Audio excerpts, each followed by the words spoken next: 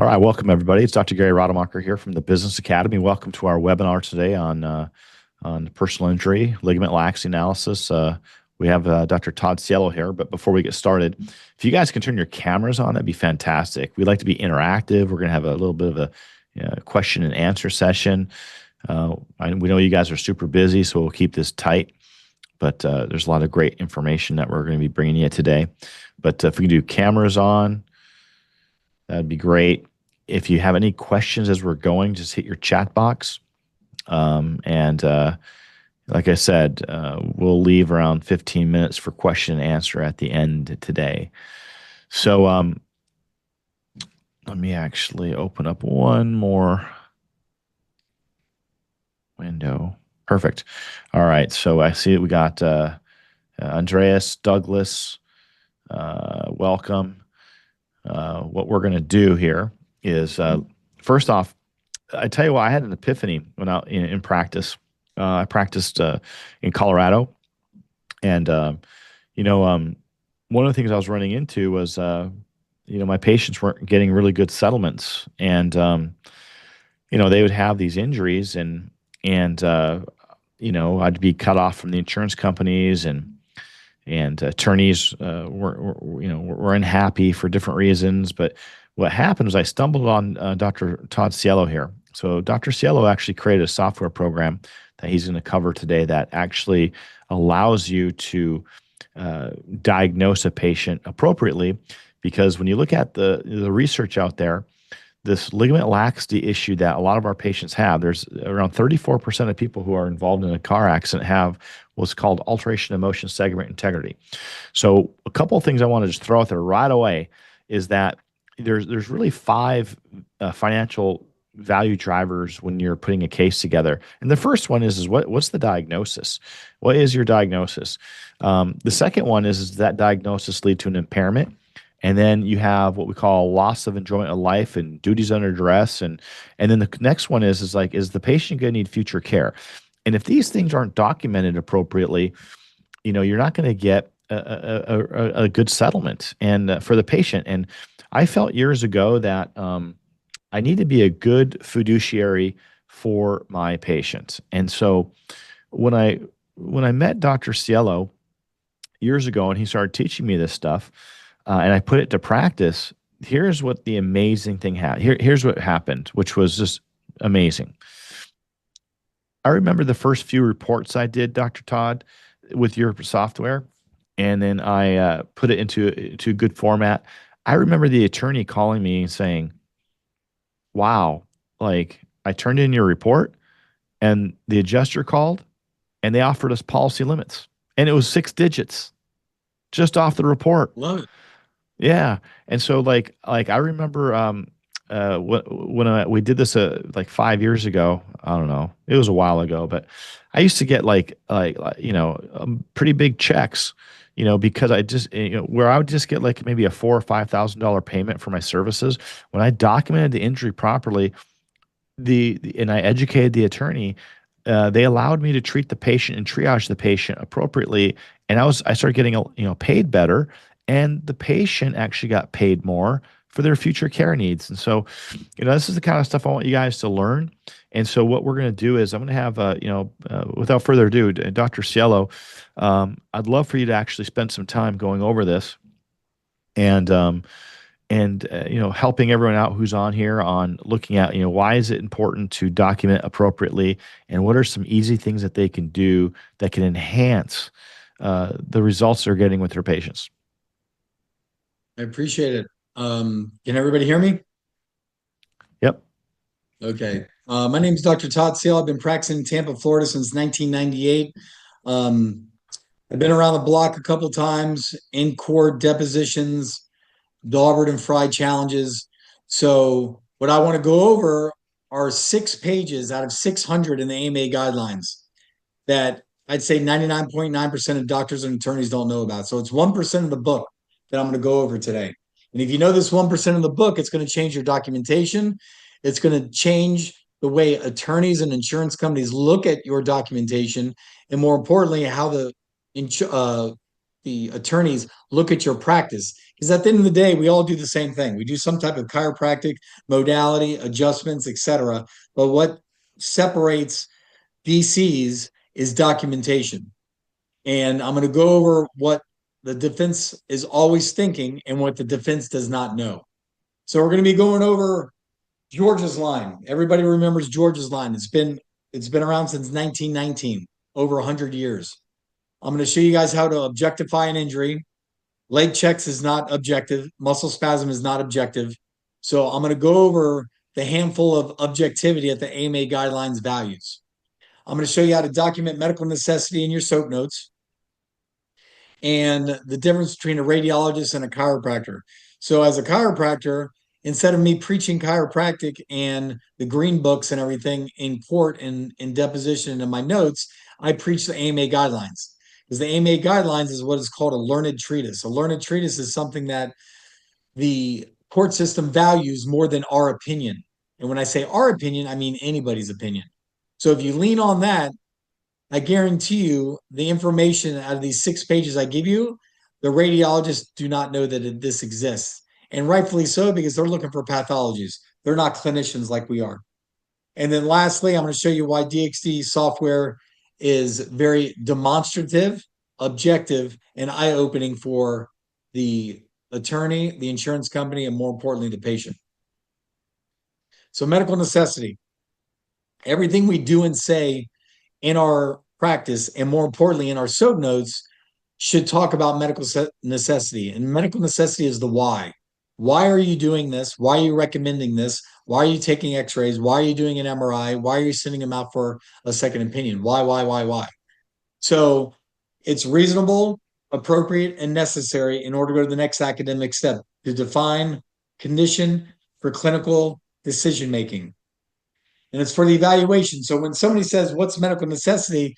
My line is the acronym RAN, reasonable, appropriate, necessary, in order to go to the next academic step based upon everything that's highlighted: signs, symptoms, initial consult, orthopedic test, range of motion, patient presentation, or the antalgic, and any type of past imaging that they've brought in reports with you. If you don't think any imaging is medically necessary, then I want you to state that in your SOAP notes. I don't think advanced imaging is needed right now because of X, Y, and Z. So I want you putting that in there if you do not think it's necessary. And then say in the future, we'll look for it in 1 or 2 or 3 weeks, or in 4 to 6 visits, we might revisit it. So here's George's line. Everybody remembers George's line, but I want to make sure everybody understands it and why radiologists and chiropractors have been relying on it for over 100 years. George's line is an imaginary line on the posterior aspect of the vertebral bodies. If there's a break in George's line, there's only 4 reasons, not broad reasons, very specific reasons that have been around for over 100 years. A fracture, a dislocation, degenerative change, or ligament laxity. If it's a fracture dislocation, it's going to be read in the MRI. 99% of the time, that's not the case. If there's a posterior osteophyte, there is a break in George's line, but it's a false break in George's line. So you have to figure out if it's a real break by doing this flexion and this extension to see if the bone actually translates. And once that does, then you slap millimeters or degrees on it, and then you correlate that with the AMA guidelines. So the old code was 728.4. The new code is M24.28. So I want you to write that down. There's a couple benefits to this code. You can treat the patient longer. It's a value driver.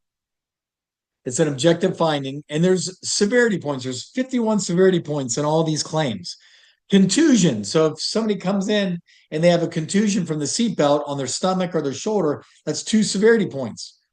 If the back of their head hurts from hitting the headrest, that's a 3rd. You put contusion of the head, even if you can't see it.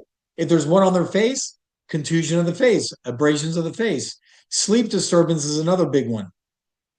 Is it hard for you to get to sleep and stay asleep? Yes or no? You don't have to do a sleep study. Just say yes. And then you put that down. So all these things line up. And then impairment, for every 5% of impairment rating, that's 1 severity point. So you can see the breaks in George's line here. There's a small one at 2/3, small one at 3/4, huge at 4/5, huge at 5/6, and 6/7 looks perfect. So here are actual x-rays from my office. So let's just look at them briefly, and you tell me which one stands out. To me, it's 4/5, right? There's a retro there. So let's see how bad 4/5 is from a naked eye standpoint. So you can look at it, and every radiologist on the planet is going to say grade 1, right? But a grade 1 is not definitive. That's only 0 to 25% of the bone or the bone underneath. So we're looking at the P column, which is posterior, the retro, that's 2.36. Now let's look at a flexion. So let's look at 4/5 because 4/5 is the culprit in the highlight, right? So the A for anterior at 4/5 is 2.48. So you go all the way to the right, it's 4.84. And then even 3/4 is 4.5. So you have two of them over. So this person's impaired at 25%. Guess what the sixth edition says? If there's a negative MRI and it's positive ALMSI, alteration motion segment integrity, that's 25%. That's with the negative MRI. Okay, so real Over quickly, 99% doesn't see that. Yes. real quickly, doctor. I want everyone to understand this real quickly. A 25% impairment, you just said, that's equivalent. Like if you look at, like, for instance, if someone loses an arm, what's the impairment? Do you guys know? It's around 37%. If you lose an ankle, it's 25%. Yeah, yeah, exactly. So my thing is having alteration of motion segment integrity is a 25% impairment. It's like losing a hand or an ankle, like in a foot. Like, so Yep. you have to, that it's massive because, and it's rated that way because this person has a permanent injury, right? And so when you document this, properly, number one, you're going to be able to treat this patient better, but also you'll be able to educate them like this is a permanent injury, and you can tell them up front, Yep. and you can manage the case better. I didn't mean to interject there, That's no Todd, but I problem. wanted to make sure that everyone really realized the gravity of that. I really want you guys to write down a couple page numbers. Write down page 383 of the fifth edition of the AMA guidelines. It's on the bottom right-hand corner. Every defensive radiologist on the planet, when the insurance company hires them and they ask them to review an MRI, and the MRI is of a 15-year-old to a 72-year-old, regardless what the findings are on the MRI, the defense radiologist will always say, and I quote, these are pre-existing injuries due to age or life. And that's their line. So if there's desiccation, if there's hypertrophy of facet joints, if there's osteophytic lipping and spurring, of course, that is an old discogenic lesion. But even when the bone looks perfect, the height is good, the hydration is good, and they're 15 years old, they should not have 2 or 3 bulging or herniated discs, but they're still going to say it. So when you have this to correlate with that, that's more powerful because radiologists don't understand the significance of these millimeters of a hundredth of a degree. So let's put it in perspective because most jurors and most people don't understand what millimeters are. So the height of a quarter is 1.75 millimeters. So 2 quarters on top of each other is 3.5. So if it breaches the height of 2 quarters, anterior to posterior, that's a 25% impairment rating. So diagnosis. This is out of the 6th edition AMA guidelines, page 23, bottom left-hand corner. Page 23 has like 4 hidden gems. The guides is value only if the medical diagnosis is correct. I really want you to listen here. If you have an incorrect diagnosis, it leads to an incorrect impairment rating. Period. I don't even have to read it anymore. The most important element of the guides remains a physician's accurate diagnosis. So if you put in a sprain strain, if you put in a subluxation, which AOMSI or ligament laxity is a subluxation, but that's low in the totem pole. I like M2 4.28. You know why? Because that screams policy limits. And the adjusters know that you don't know that. The adjusters know that the attorneys don't know that. So when you put that on the first visit, Because when I just look at flexion extension and I see a slippage or a retro or anterior, I put in the diagnosis before I even put in the plotting of the points, because the CPT code for the diagnosis to put it in the SOAP note does not require a measurement. Does everybody understand that? So if you see slippage, that CPT code is legit. Where it becomes more legit is when you plot points of anatomy and then you categorize it in the AMA guidelines. And that's where I charge that $800 for the report that takes me 8 minutes. So here's the checklist. And this is one of my marketing 101s. So I do a lot of second opinions. Second opinions mean the patient never comes to my office. I usually just have CDs sent to me. So I make this checklist and I give it to all the case managers. And I say on an MRI, CT, or radiology study, if it says anterior subluxation or anterior listhesis, posterior or retro, displacement, measurement, grade 1, 2, or 3, etc. I was like, I want to see that disc and I want to plot points of anatomy. You want to see the MRI? Yeah, sure. Send me the MRI. I don't care about the symptoms. All I care about is objectivity. So the 6th edition says flexion extension views, stress views, provides useful information of AOMSI, alteration, motion, and segment integrity. Fancy word for ligament laxity. And the 5th edition says dominant motions in the cervical and lumbar spine where most clinical pathology occurs is flexion extension. It's the same thing. Okay, one's a little more specific. So the differentiators of the AMA guidelines is muscle guarding, atrophy, loss of reflexes, loss of bowel control, and non-verifiable radicular pain. And there's your objective findings. A bladder study, cystometrogram, electrodiagnostic testing, and AOMSI. So we can be objectively accurate or subjectively honest. This is a good one. Master the AMA Guidelines book. It says criteria for AOMSI has been revised to reflect current scientific knowledge. So here are the categories that most PCs and MDs and DOs start picking and choosing based upon orthopedic tests, ranges of motion, and MRIs. Category 2, muscle spasm, muscle guarding. Who has that? I mean, I have that right now and I'm just sitting down. Asymmetry or range of motion, non-verifiable radicular pain, and abnormal reflex, 5 to 8%. Category 3, weakness, sensory loss, atrophy, radiculopathy, and electrodiagnostic verification of radicular pain, 10 to 13. And all by its lonesome, category 4. Nothing else, just that. The number 2 value driver in all personal injury is an impairment rating. This is on page 20 of the 6th edition AMA guidelines. So if I do a second opinion and Dr. Jones, DC, does his impairment rating in his final report, and he gets 12% based upon radicular symptoms, range of motion, and 2 herniations. And then that attorney sends me this patient, and I get a 25%. If the guides provides more than one method to rate a particular impairment or condition, the method producing the higher rating must be used. So I've been in court before where they say, Dr. Cielo, you got a 25% impairment rating. Dr. Jones got a 9% impairment rating. Which one should we believe? Well, he's trying to make me look like, incompetent, right?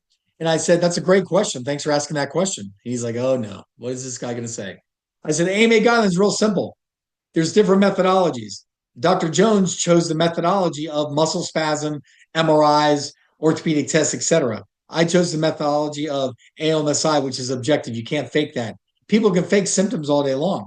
You can't fake the movement of a bone. No further questions. So it's really nice that if there's 2 of us and we're doing 2 different methodologies, you got to use the higher one. Subjective complaints alone are generally not rateable under the guides. So here is my best marketing tool. This is a sample read of a flexion extension study radiographically from x-rays from a board certified radiologist. He says anterior listhesis 3/4, 4/5, 5/6, retro 2/3, 3/4. So I said, you know what? Send me the disc. I'm going to do a comparison. of DXD and see how more specific we can get from a grade 1. So this is the same patient. So the anterior listhesis is that was 3/4, 4/5, 5/6. There's a specific number, so 100th of a degree, and the retros are there. And then the final numbers are to the far right. So 3/4, 4/5 are the culprits. The attorney loved me. And it's not about getting $1 million for these claims, man. What it really boils down to is, can the attorney call up the adjuster and get policy limits over the phone so they don't drag it out for a year? They don't drag it out for 2 years. And that's the key. Going from that 2 or 3,000 to full 10, going from that 5, 6 to the full 25, going from that 16 to the full 50. That's what's nice. And the attorney appreciate that because now they no longer have to spin their wheels and pay paralegals to do more work. And if you think doing a lead pencil with a protractor and a slide rule, like I used to do in the early and mid 90s, that's a 25% error rate. I don't think that's going to work. AMA guidelines. So attorneys often, when there's an MRI, they say, Dr. Cielo, did you take an MRI the day before the accident? It's a legit question. It's trying to make you look very uncredible. And I go, no, I didn't. I didn't know the patient after the accident. So how do you know these disc lesions came from the accident? It's a legitimate question. So there's desiccation, hypertrophy of facet joints, osteophytic formation. I go, these are clearly desiccated old injuries. This is an aggravation of a pre-existing injury. But 2/3, 3/4, the bones look good, and there's hydration, and the radiologist says there's a disc injury. That's new. How do you know? Because there's no old chronicity words there. They can do the same thing with ligament laxity, right? How do you know this came from the accident? Did you take x-rays the day before the accident? I go, I don't have to. They go, how? Why not? I go, the loss of motion integrity is rare unless accompanied by trauma. Is that your opinion, doctor? No, it's out of the AMA guidelines, page 378, 379, 5th edition. So if you're a really good attorney, which has only happened one time in the last 20 years, they say, what's the definition of rare, Dr. Cielo? I go, it's actually the best question you can ask me. Thanks for asking that question. They're like, oh crap, what did I just do? And I go, the 3% of the population has a spondylolisthesis, but that's because of a congenital anomaly, Pars defect in the lumbars. So that's how you stop that. And then the motion of segments cannot be determined by physical exam. So if you're the president of the Motion Palpation Club from Life College, you can't palpate it. You have to look down and look up. And here's a perfect one of a 65-year-old female. You can see that 2/3, 3/4 is bad, but 4/5, 5/6, 6/7 looks pretty good, right? So when the patient looks up, look at the slippage of C4/C5, C5/C6. So this is an example of an older person with severe degeneration, desiccated disc spaces, that has an acute injury from a ligament laxity standpoint. And more importantly, I tell the jurors and the patients 4/5, 5/6, 6/7 is actually stronger from an articular standpoint than 2/3, 3/4 because it's welded shut. And for that thing to go retro by almost 3 millimeters at 4/5, 5/6, it has to be severe trauma. And that's a perfect example of an impairment rating on a 65-year-old female. So who does impairment ratings? I mean, you guys are only chiropractors. We're only chiropractors, right? It's impossible that we know how to do an impairment rating, right? So page 23 of the 6th edition AMA guidelines. An impairment evaluation requires medical knowledge. Therefore, most doctors who are qualified in allopathic, osteopathic, and chiropractic medicine uses the guides. This is the funny part. It must be emphasized, however, that even though the guides is written by and mainly for medical doctors, a non-physician evaluator may analyze an impairment evaluation to determine if it was performed correctly. That's funny. I'd like somebody to challenge me on that one. And this is the page that I was telling you about page 383, the bottom right-hand corner of the 5th edition. So I want you to embrace these age groups, because if you have somebody below the age of 35, especially 30 and especially 20, and they have a positive MRI, you put this in your final report and you say it is impossible for a teenager or somebody in their 20s to get some type of herniation due to age because the research out of the AMA guidelines states this. And abnormalities on imaging studies does not necessarily mean the individual has an impairment due to injury, which I agree with. And that's why you got to do a differential diagnosis with ligament laxity. And our end goal, guess what page number this is on? Page 23 of the AMA guidelines, bottom left-hand corner. This is a great line because a lot of attorneys will ask you, Dr. Cielo, are you hired today to get this patient more money? I'm hired today to get an objective impairment rating, which it's up to the jury to decide if they get money. But I'm here purely to give information, educate the juror. The guides provides rules, concepts, and definitions to translate this evaluation into an impairment number to assist legal and other systems to calculate compensation. And I say that in court. I go, Your Honor, it's right here. This is why I'm in court. And they just nod their head. What questions? Those were all the meat, no potatoes. Yeah, if we can get some interaction from everybody, like what do you guys think? What do you guys currently do? I think the big thing with this information, what Dr. Cielo has created with his DXD program is number one, you can get that. You can diagnose a patient if they do have AOMSI. You can check that out. You can find out what's going on, but also, this is just a prelude. We have a conference coming up. We have a course that we're doing later on in September. I believe the dates are the 18th and 19th of September. Dr. Cielo will be there, and also some others presenting on your documentation, on marketing. And so I have a couple questions I'm going to steer here a little bit because we're going to get into marketing a little bit. And to me, when I learned how to do this, Dr. Cielo, it made it a no-brainer. It made it easy to educate an attorney on this stuff. And then I started getting referrals from attorneys, especially once I started actually, giving them the documentation they needed to actually, move a case forward and actually, help the patient and settle, and get those policy limits on many of these cases. But what's your experience been when working with attorneys and educating them on this type of information? The key when you're educating the attorneys is showing them that these 6 pages are buried in 600 pages, that the majority of doctors don't utilize this information because even though it's only 6 to 10 minutes, a lot of people have cookie cutter recipes since what is called the Mercedes 80s.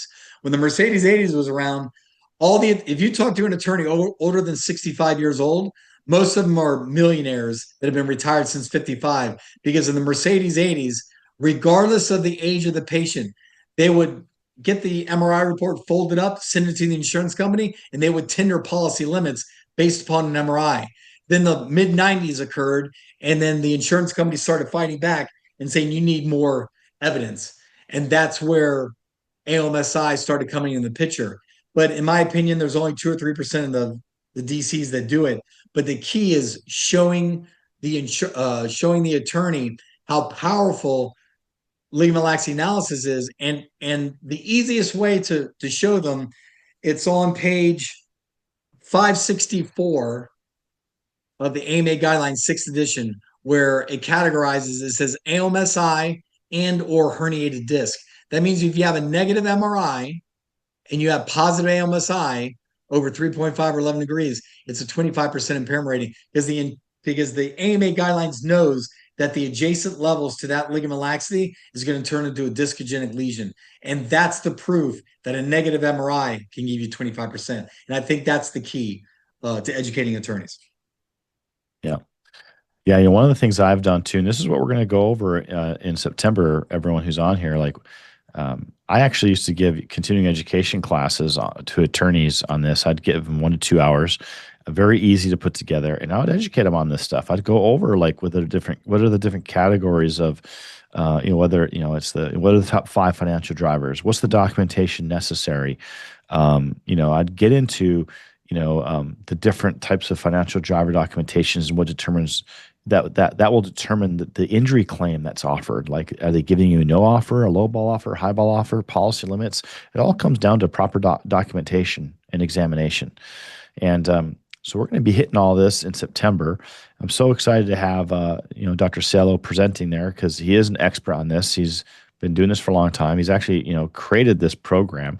How did that come about, Dr. Cielo? Like, what intrigued you to even actually go the extra mile here and create this software? That's actually a good question. It was about 14 years ago. I was about 12 or 13 years into practice, and it was actually in the middle of the 2007 recession. And I said, you know what? I said, I'm sick and tired of sending patients out for second opinions. I want second opinions. So I opened up the AMA guidelines, just started fumbling through it. And then I saw these 6 pages, and I'm like, I remember this in school, but they never gave us a number. And then I hooked up with an IT guy, and I said, I want this, this, and this to occur. And then I put together a very archaic, caveman-like PowerPoint presentation, and I just started going to attorney's office. Let me buy you guys lunch, and I'm like, this is something that none of you guys know. And usually a 60-year-old attorney with a couple 30-year-olds, and the 60-year-old would nudge the 30-year-old to be like, why don't you know this information? And I just started getting an influx of second opinion referrals, and my income went up 50% at the end of 2007, and it's remained there and gone up another 5 or 10% because I'm maxed out right now, working 26 hours a week. But it's the easiest referrals because I'm doing something that nobody else does. So I got neurologists, MDs, DOs, DCs that don't want to do it, and attorneys sending me patients all the time, and they usually just send a disc. So I charge $800 for plotting points for those 6 minutes, and I send it in, and insurance company pays and/or the attorney. Wow. Yeah, that's awesome. And then um, the technology that you created, you haven't you gone to like the Florida Supreme Court and Yeah. it ruled in So your favor? Talk to us about that. so there's two types of challenges in the United States in the court system. There's a Fry challenge, FRYE challenge, and there's a Dauber challenge. So in 2013, 12 years ago, um, whenever they're challenging you, they're trying to impeach you. If they're trying to impeach you, they're scared of you. So a lot of people are like, I don't get challenged. And I tell doctors this all the time. If you're not being challenged, they're not scared of you. They're not scared of your reports, nothing. So I walk into the courtroom, there's no jury. It's like My Cousin Vinny. If you guys remember My Cousin Vinny, when Marissa Tomei is up on the stand, that's a Daubert challenge, minus the jury. That was Hollywood, so the jury shouldn't be there.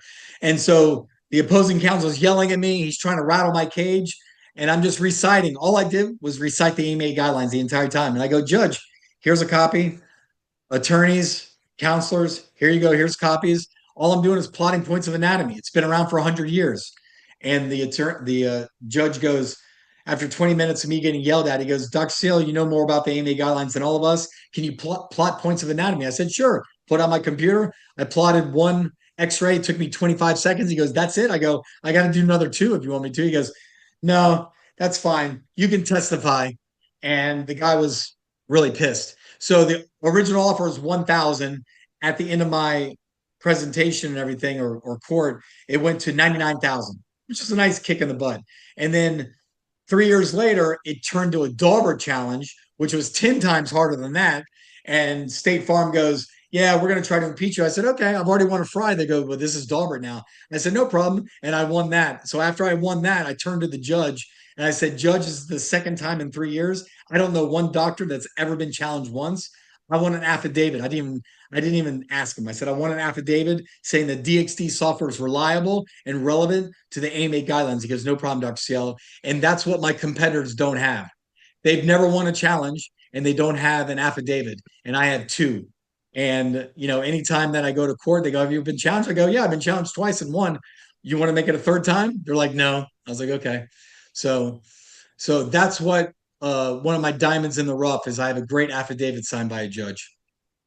That's fantastic. Yeah, it's funny because one of Tim Steflik, I think, was on one of your cases. He was a client with the Business Academy, and he speaks very That was highly an of you. interesting case. That was a great Yeah, case. yeah, yeah. He loves your system. So anyway, other questions. We've got Andreas, Bo, Douglas, Dr. Rouge. There's a Dr. TSP. Um, Richard, chime in with any questions you have. So we got this. I wanted to give you a little taste of Dr. Cielo. He's going to be presenting at this personal injury seminar on the September 18th and 19th. It's in Largo. There is a link in the chat box where you can register. But I'm telling you guys, you want a game changer in helping your patients and getting them better, helping them get better, but diagnosing appropriately and being a good fiduciary for your patient. This is it. This is how you do it, and we're going to give you everything: how to document things properly, and also, how to market, how to get more of these personal injury patients to where attorneys are referring to you and not to other people around you because of your clinical skill set and your knowledge. Dr. Rouge, I can't make those dates. Will it be recorded? It's a good question. Quentin, what are your thoughts? Are we recording this? You know what, Dr. Rugi, we will get back to you on that. And I'll make sure that myself or Savannah lets you know as far as that recording goes. Dr. Gary, I have a Great. question for you. Yes. You've had many doctors attend this training and this workshop in the past.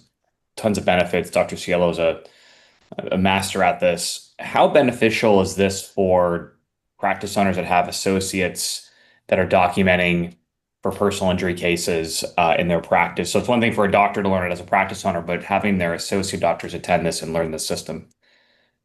It's a game changer. You know, when I really understood the dynamics of this, I mean, let's just take a step back here, um, and go over some of the things that Dr. Cielo mentioned. He said the number one value driver in a case is the diagnosis.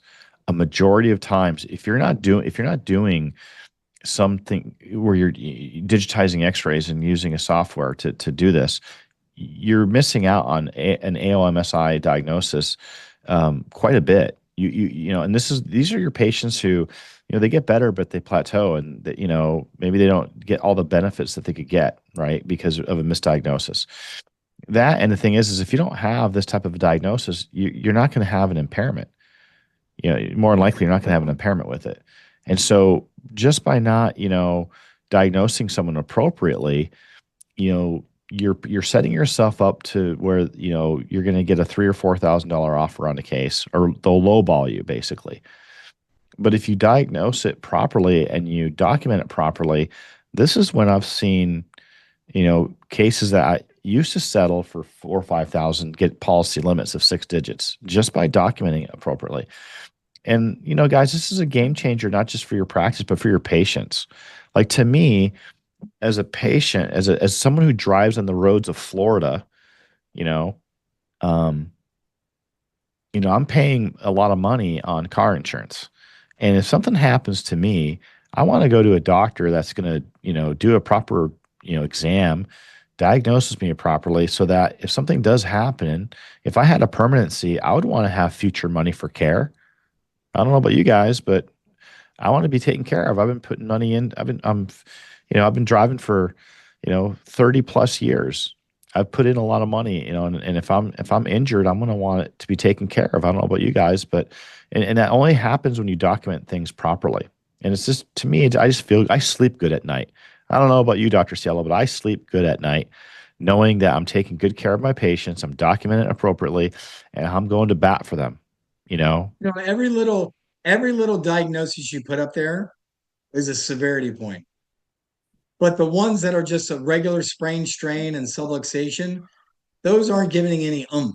The oomph is coming from the M2 4.28, some sleep disturbance, contusions. You can have 6 or 7 contusions, and the contusions are going to heal on their own. But The contusion is telling the insurance company this person went through trauma. So we got to count all those little severity points. And then if you have a 25% impairment rating, that's 5 severity points, because every 5% is 1 severity point. So there's 5 more right there. And the closer you get to 51, the more money this person's going to get. But you have to start on day 1. And day 1 is getting symptomatology, signs, symptoms, antalgic lean, you know, and, the flexion extension is tried and true. It's been around for 100 years, over 100 years. And, the nice thing about having this information and I answer questions via the AMA guidelines is, one, I sound smart, and it's only because I memorize stuff. But the radiologists that testify against me, 100% of the time, they do not know these 6 pages. So when they say Dr. Jones, board certified radiologist, says this is normal for an elderly to have this much ligament laxity, I go, that is a false, incompetent statement. He does not know his own AMA guidelines. That's an impossibility. Would you like me to recite the page number? And they're like, oh God, this guy's a prick. But you have to stand true, because you're defending not only your documentation, but you're defending the injury of the patient that you've documented, and you're helping out the plaintiff's attorney. And if you go that high for the attorney or that extreme for the attorney, guess how many more referrals you're going to get? And 2% of the time it goes to court. So when I'm talking depositions in court, it's 2% of the time. But if they know you're going to that level of type A-ness in your notes, they're going to send you everybody. And they're going to start settling this stuff over the phone. Yeah, and the amazing thing that starts to happen, guys, for those of you who want to, grow your personal injury practice, when you learn this stuff and you start applying it, this is when you'll start getting referrals from attorneys. It's not going to be just a good old boy network. No. They want to make money. They're going to ask you this real question, bold question. Why should we refer to you? They're straight up. Why? And half the time they're going to be like, yeah, you give adjustments. You have a nice personality. You're going to give a couple of massages. Why? And I go, because of my documentation, and I'm really good in court. And you know nothing about these 6 pages of the AMA guidelines. And so does the defense. And so does the insurance company. And that's why you need me. They're like, okay. There's the reason right there. There's 6 pages. I'm Rain Man for 6 pages. I know everything. Well, the great thing is you're going to be teaching Rain Man in over a month here, guys. So September, put it in your calendars, guys. It's September 18th and 19th. Dr. Cielo will be there. I'll be there. Dr. Tim Steflik will be there. Dr. Brian Domer will be there. And we'll be presenting on different aspects of this. But I'm telling you, it's all in the documentation. You learn how to do this documentation game appropriately, and you'll have referrals coming in. You will build your personal injury practice, and my help email, my people. phone number is at the bottom here, guys. So shoot me a text if you have any questions, follow-up questions, or anything. I'll be happy to answer you. Yeah. Also, which we haven't even covered yet, guys. So Dr.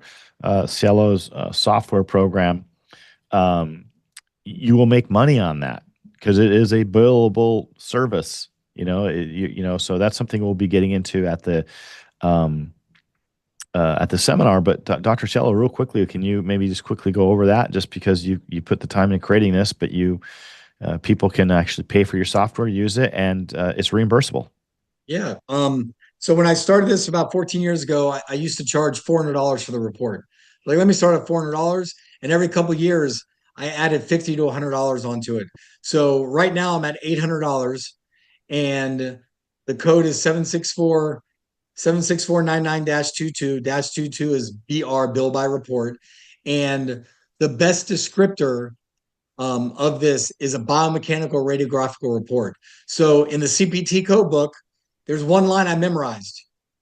And the line is, do not pick a code that merely approximates the service rendered. If no code such exists, use an unlisted code. And this is the only unlisted code I use in my office because it's the best descriptor for DXD, biomechanical radiographical report. It doesn't get better than that.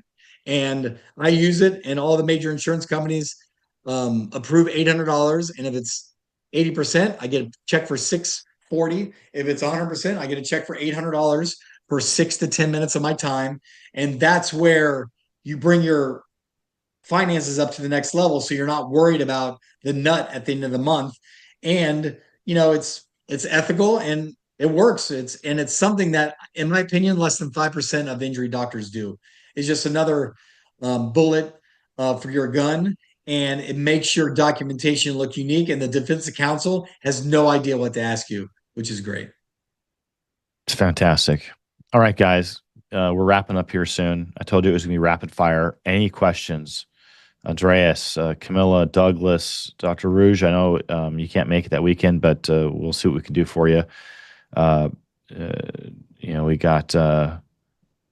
TSP, iPhone 2, Richard Schmidt, all you guys out there. If you have questions, now's the time to answer them. You got someone who's been one at the Supreme Court level with his software program, has been a professional when it comes to just helping patients with personal injury. And, if you want to grow your practice, this is it right here. This is it. So,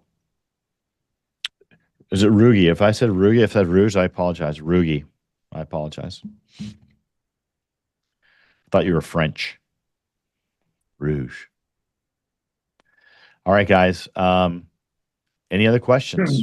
Anything on documentation, marketing? Ethan, do you Not have any another other questions? question, but so I put my scheduling link in there.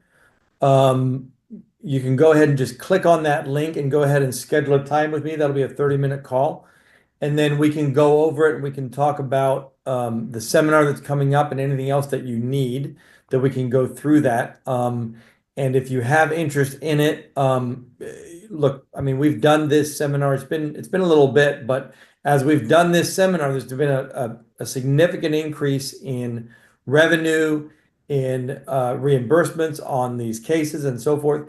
And if you're interested in that, go ahead and click on the link and we will go through it and see how to get you to the seminar and take it from there. Yep. And for those of you who are interested in this stuff but can't make it, we'll definitely get on a consultation call with Quentin because he can help direct you, and we'll make sure that you can get this information at a different date or in a different format. Do you have a link to learn more about DXD? Do we have a link for that? We will get one to you, Dr. Rugi. Yeah, Great. absolutely. Perfect. Richard, you're welcome, Richard. All right, guys. Any other questions? Going once, twice. You guys are quiet today, man. It's Friday. You guys already start the weekend? Sold. All right, guys. Thanks for joining us today. Dr. Cielo, thank you for joining us. We always appreciate your time. We know that you're really busy, so we appreciate the fact that you take time out for us.